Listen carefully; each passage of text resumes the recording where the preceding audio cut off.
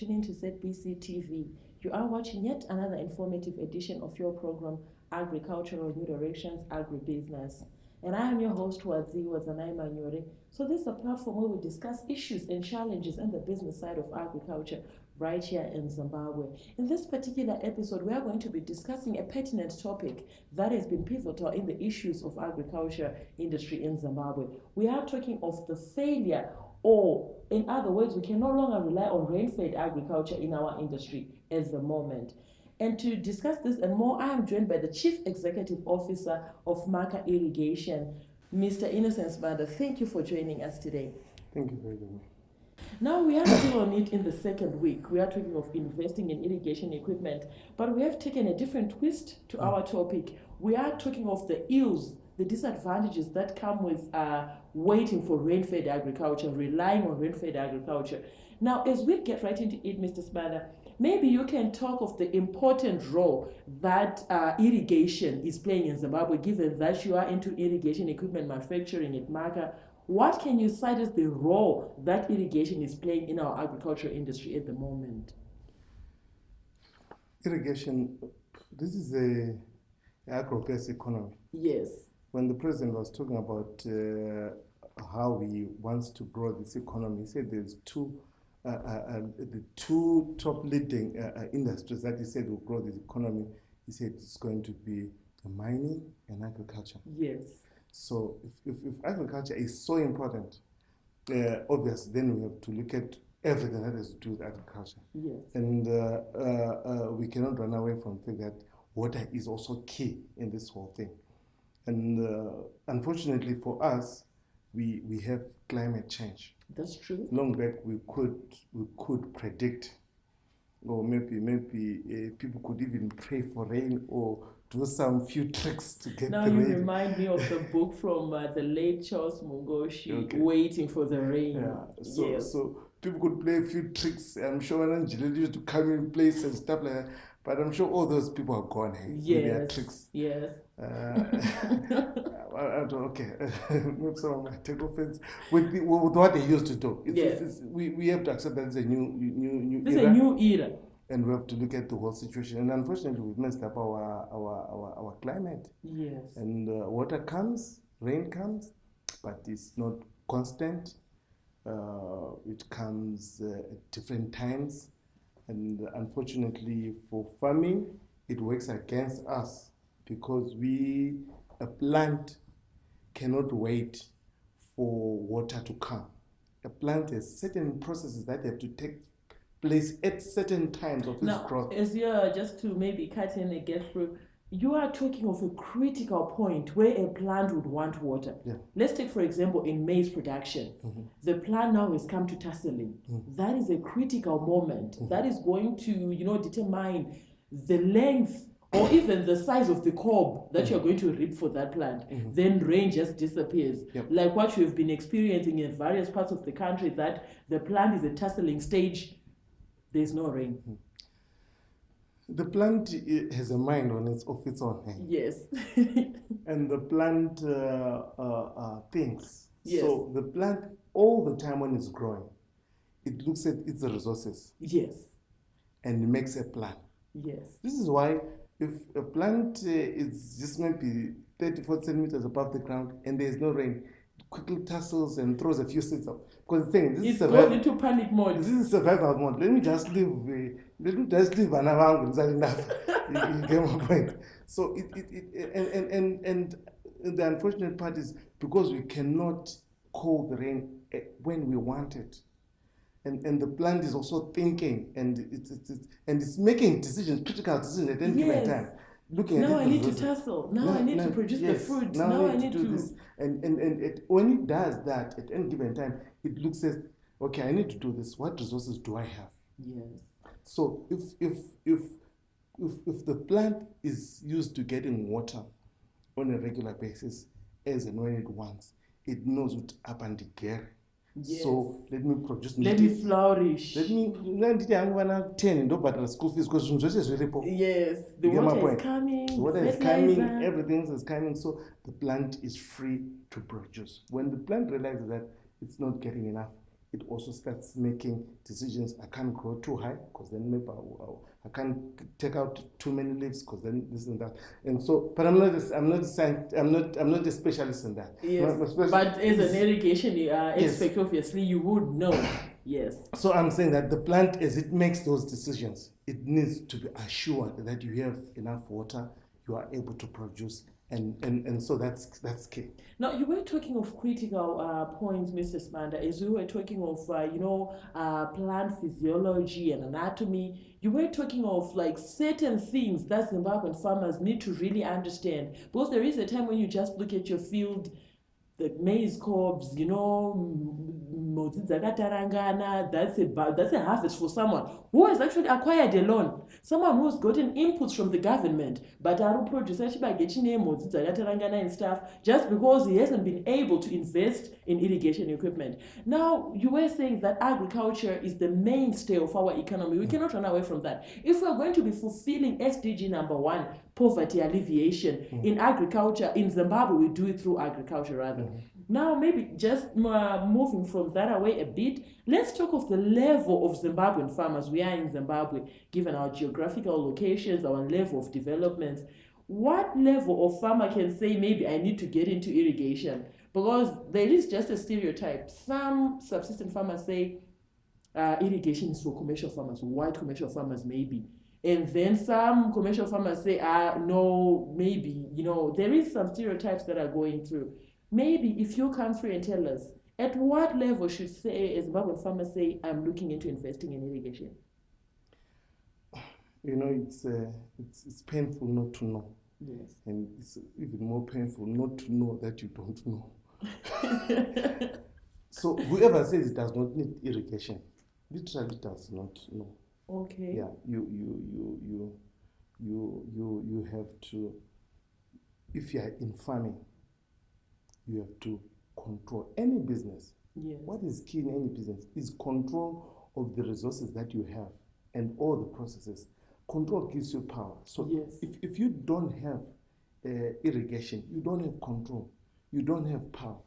And when you don't have power to make decisions, if you don't have power to make sure that, like I mentioned some time back, that this is a scientific process. Yes. If you can't control all the factors, surely you should be able to lend anyway.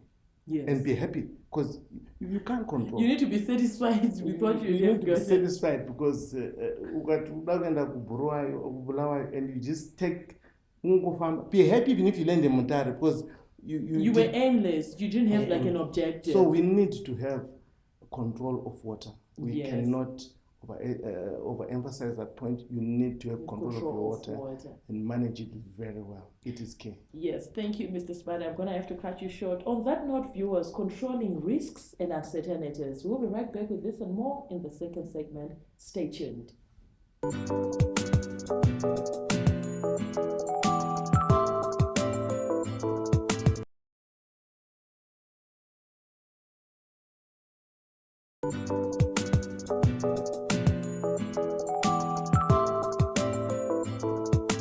Thank you, viewers, for staying tuned to ZBC TV.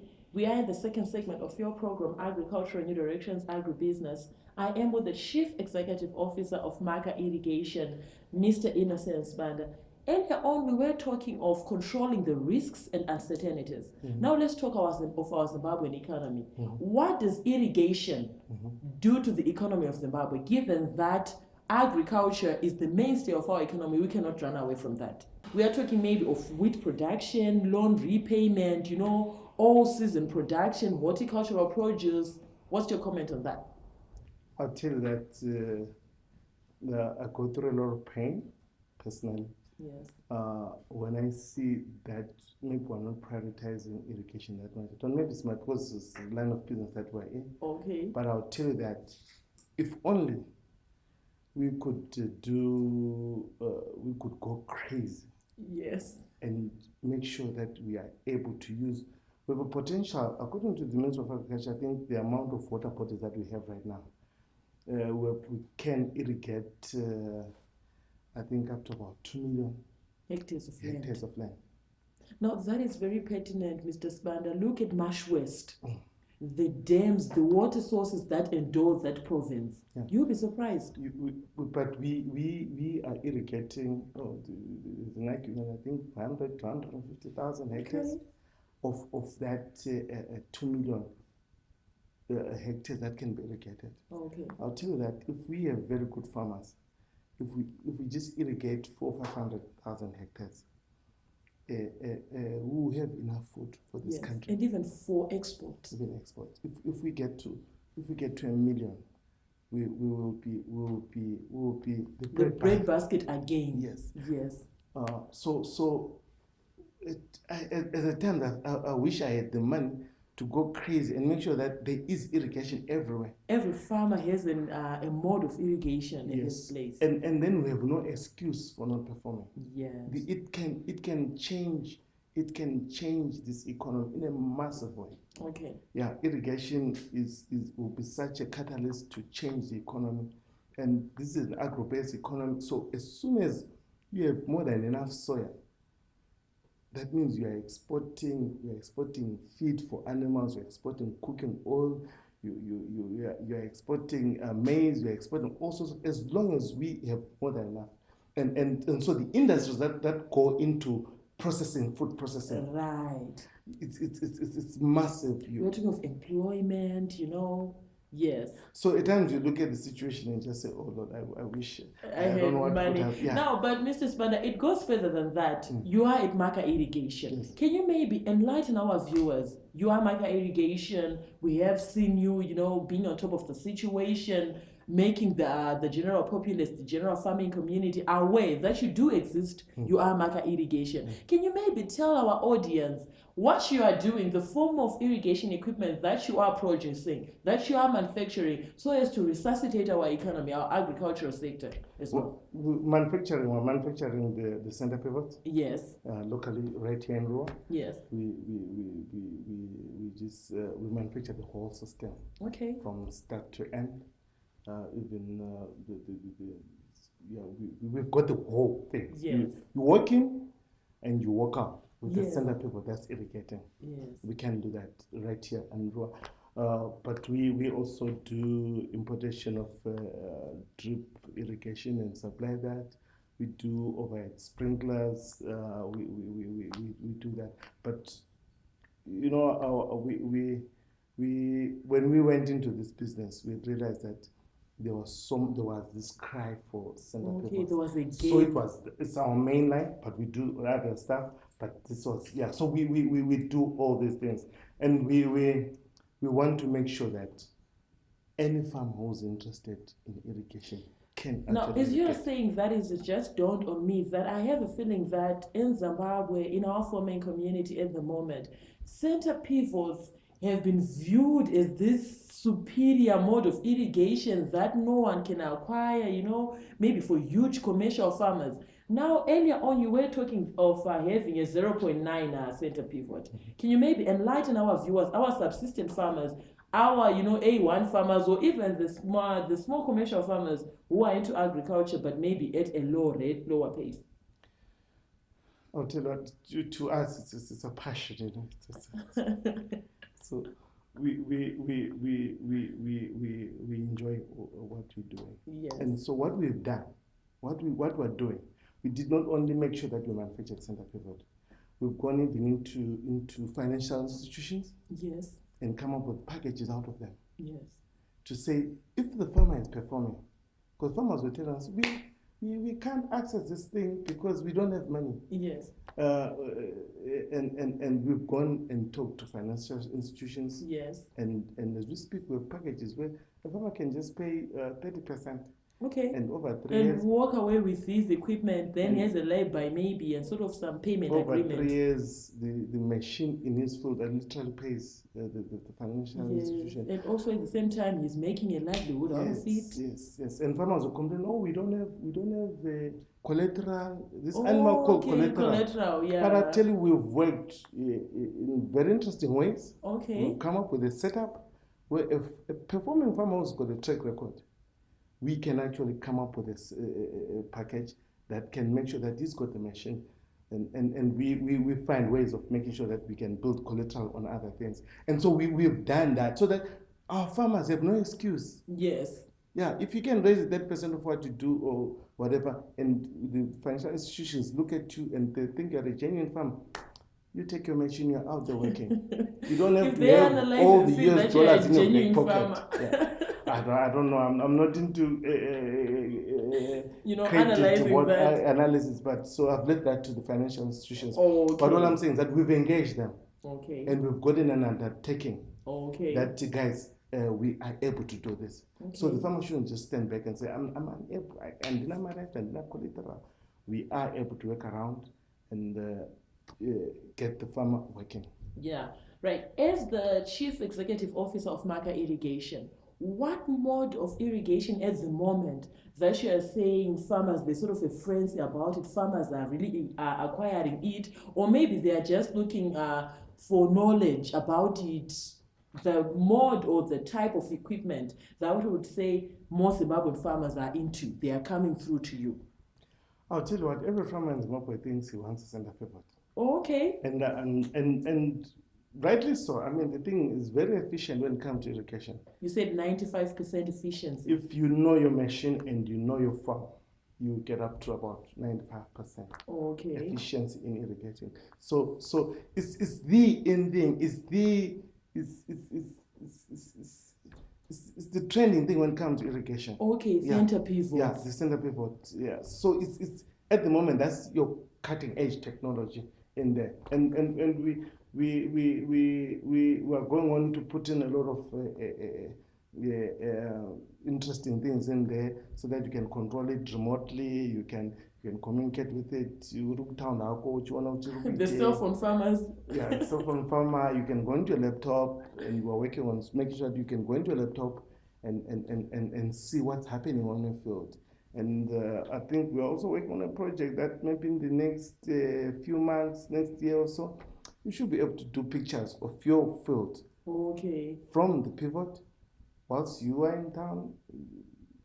If you've got network with your farm. That is very good, Mrs. Manda. You would look at it as a precision agriculture in a way. Yes. Now, because you are sort of like involving technology in irrigation systems. Yes. Now, Mr. Spanda, let's talk about enhancing productivity as we round up this segment in terms of boosting the yield. Allowing the farmer to repay his debt, allowing the farmer to to pay his laborers at his field, pay his bills. Irrigation, how does it enhance productivity and even the livelihoods of people? Now, Zimbabweans, you talk about livelihoods, people love that. But I want to tell you that if you use it the right way, and I also want to agree that in this country we also need to do a lot of training for farmers to use the equipment well. A lot of farmers have the equipment, government has given out the equipment, but there hasn't been that much training. Okay, there's a knowledge gap. Yeah, there's a knowledge gap. But if we were to use that very well, I can tell you that we can move from an average of 0.9 tons per hectare to an average of, we'll move in stage, but I'm sure we can comfortably all hit the 11 ton story, which people are always sing about. That there's 11 ton club. It's become very achievable. And when we do that, we will have so much surplus of. On that note, Mrs. Spanda, I'm going to have to cut you short. We will be right back, viewers. In the third and final segment of your program, we'll be discussing training, irrigation training. Stay tuned.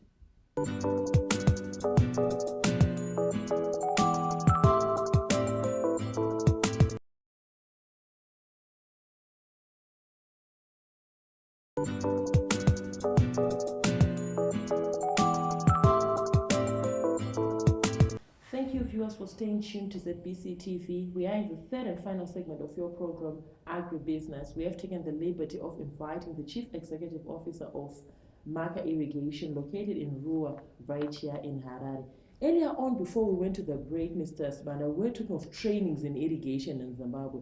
You were saying that most Zimbabwean farmers, or some of them in different parts of the country, do have this equipment, but maybe in terms of education, there is a gap between the irrigation and the knowledge that they need to acquire in order to, be able to use their equipment effectively. What are you doing at Maca at the moment in terms of training? Okay, we are working on a scheme that a program that we've come up with where we're going to be doing to our clients training Okay. on use of this equipment so that people are able to use it effectively. Yes. Yeah.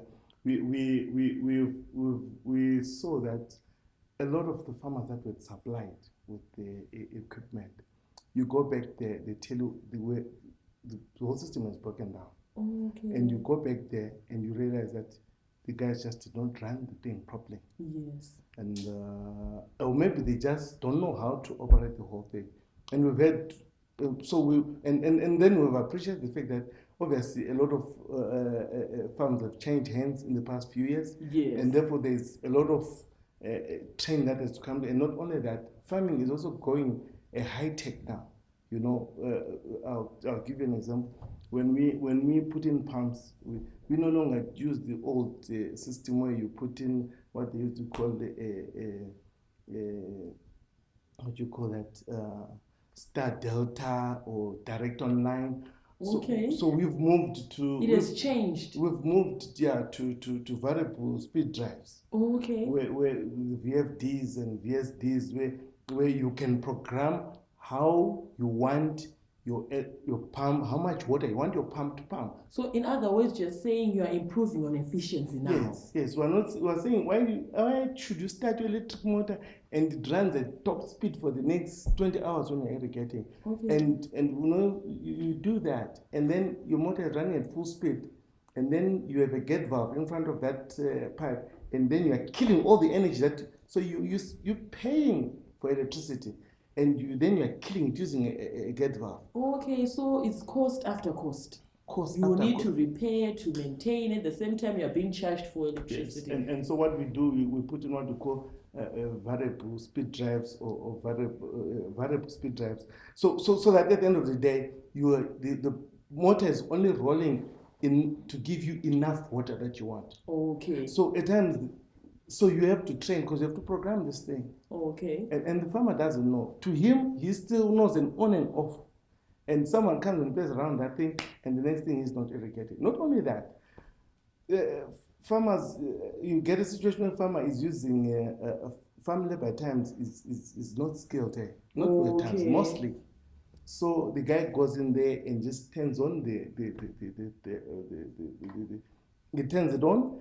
And then your pipeline bursts and you have to attend to all these things that are happening. The guys don't know how much pressure has to be at the end, So there's all that confusion, and yes. So there's lots of training that we need to go into. Okay. And we are planning on doing that, and those that are working with us, we are training them, telling them this is how this machine should work. This is how it will give you value. Okay, now in terms of maybe you were talking of damages in our equipment and stuff. At Maca, do you have maybe a maintenance routine for your farmers who would have acquired irrigation equipment from you? Earlier on, you were talking of having farmers having that equipment on maybe laybys and installments. So for your clients, do you have maybe a maintenance routine or a call center where they can just contact you and ask you to come and help them out if they're having challenges? We don't have a call center now, but farmers can always call our offices and be able to be assisted. Okay. And we will go to the farm and first we might talk to them, try and help them on the phone, because sometimes it's something that you can solve on the phone. Yes. At times you need to go to the farm on the ground and see exactly what is happening. See exactly what's happening. And so we've got teams that go out to do that. Okay. Yeah, that go out to do that and check that the farmer is doing everything that because everything needs to be maintained. Yes. If you just dump it and go away, then you have challenges. Then you are neglecting your farmer. Yes. Now, Mr. Sibanda, that is a brilliant idea from your part.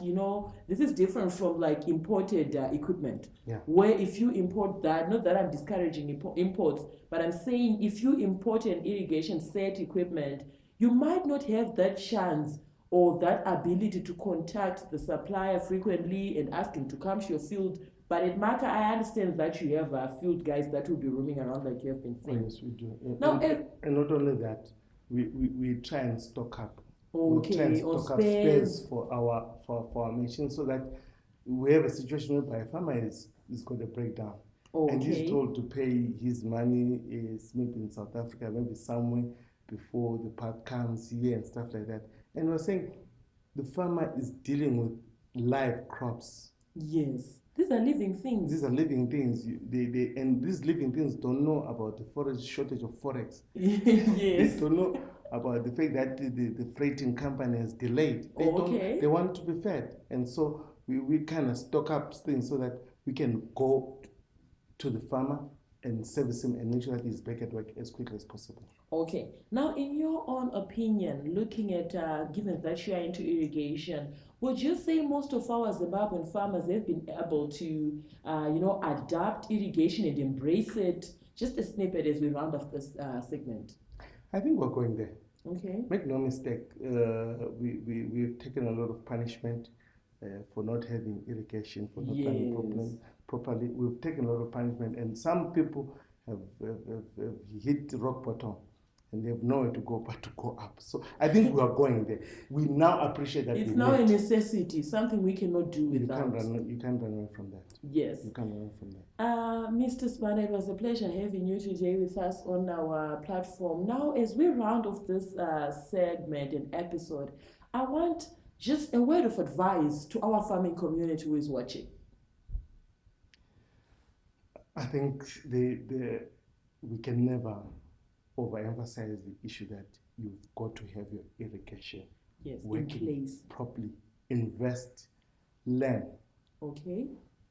Get to know what your irrigation can do, what your center paper can do. Okay. There is no time in this world where information has been so available as now. Okay.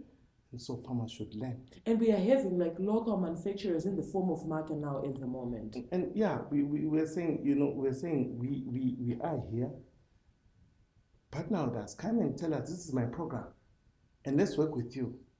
It's not like you have to talk to someone in America or in South Africa or in China. Come and work with us. This is my program. This is where I'm coming from. This is where I'm going to. And then we'll plan with you. And then you are able to access your equipment at the time that you need it. There you had it, viewers. We were talking of rain-fed agriculture, the ills associated with relying on rain-fed agriculture in Zimbabwe at the moment. It was a pleasure having you with me today, Mr. Innocent Sibanda. Yes. Viewers, feel free to contact us on 0772-807-506. You can like my Facebook page, Agribusiness with Wadzanai. You can also look at our YouTube link, Agribusiness with Wadzanai. So from me, your host Wadzanai, and the crew behind the scenes, have yourselves a fabulous evening. Thank you.